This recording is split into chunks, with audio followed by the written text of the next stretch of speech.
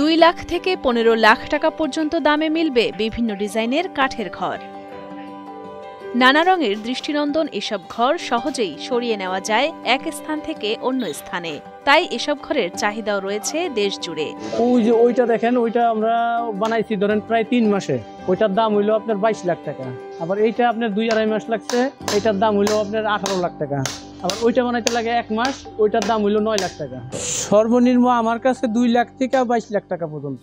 প্রায় 200 বছরের ঐতিহ্যবাহী এসব ঘর বিক্রি হয় মুন্সিগঞ্জের লোহজং উপজেলার ঘোড়দৌড় বাজার সংলগ্ন কলাবাগান কাঠপট্টি এলাকায়।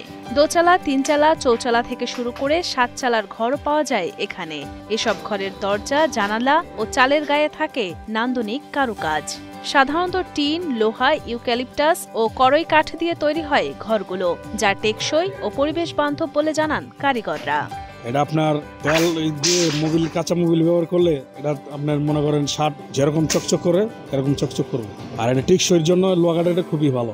প্রায় 50 বছর আগে থেকে আমাদের এই ব্যবসা চলতেছে বা চালুই আছে। সবসময় এটা বিকাইতেছে সারা বাংলাদেশ থেকেই। এখন আবহাওয়া মানুষের নিতেছে বা আসতেছে।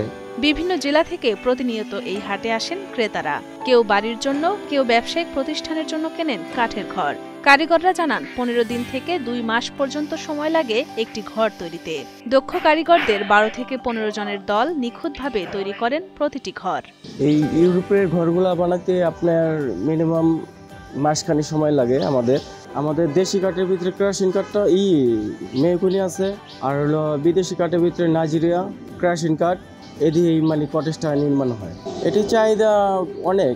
জানা যায় পদ্মা নদী বিধৌত ভাঙনপ্রবণ এলাকা লোহজং ও টঙ্গিবাড়িতে জনপ্রিয়তা পেয়েছিল এসব ঘর। পরবর্তীতে আকর্ষণীয় এসব ঘরের চাহিদা ছড়িয়ে পড়ে দেশ জুড়ে এবং বাণিজ্যিকভাবে শুরু হওয়া এই ঘরের ব্যবসা রীতিমতো পরিণত হয়েছে শিল্পে।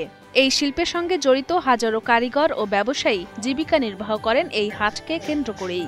আমাদের ডিস্ট্রিক্টে যে ঘরগুলো হয় এগুলো সাধারণত দেখতে সুন্দর।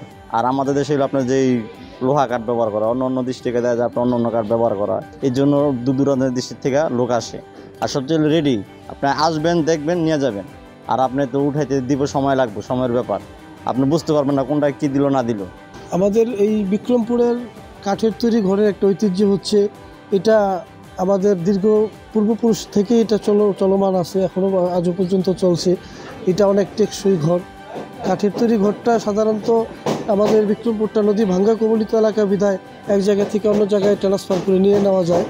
আরেকটা সুবিধা হচ্ছে যে আমরা যখন আর্থিক সংকটে পড়ে যাই তখন এটা আমরা বিক্রি করে আবার এই টাকাটা কালেকশন করতে পারি। এটা আমাদের একটা সুবিধা, যার জন্য আমরা বিক্রমপুরবাসীরা সাধারণত কাঠের ঘরটাকেই সাপোর্ট করে থাকি বা সমর্থন করে থাকি।